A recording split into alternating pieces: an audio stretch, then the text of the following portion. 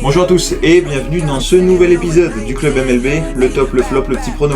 En fin de vidéo, on commence de suite avec la vidéo du jour et ce catch magnifique de Trevor Story, carrément il s'est envolé on dirait.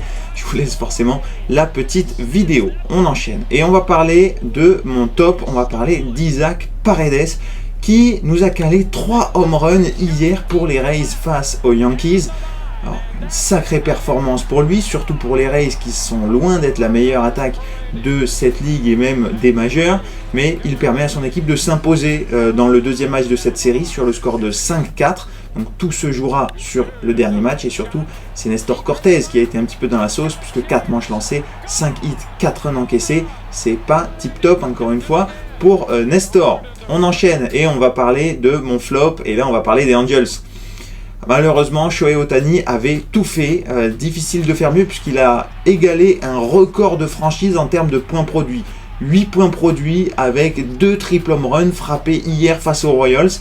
Mais rien à faire, les Angels se sont quand même débrouillés pour perdre ce match sur le score de 12-11 avec un très mauvais Reed Detmers au lancer, 5 manches, 5 hits, 5 runs encaissés.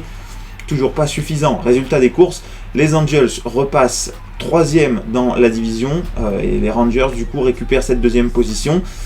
Voilà, bon, et ça c'est fait.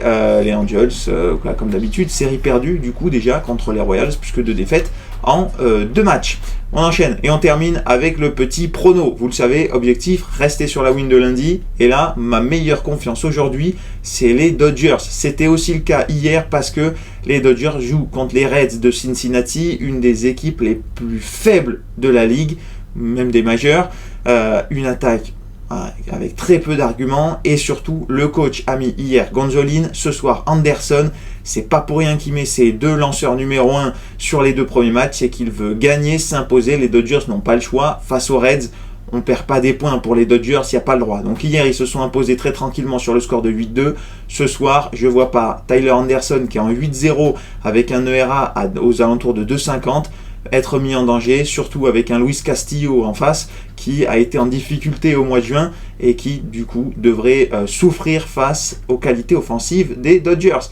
Voilà les amis, en attendant je vous embrasse, je vous souhaite une bonne journée, on se retrouve vendredi pour un nouvel épisode et puis vive la MLB.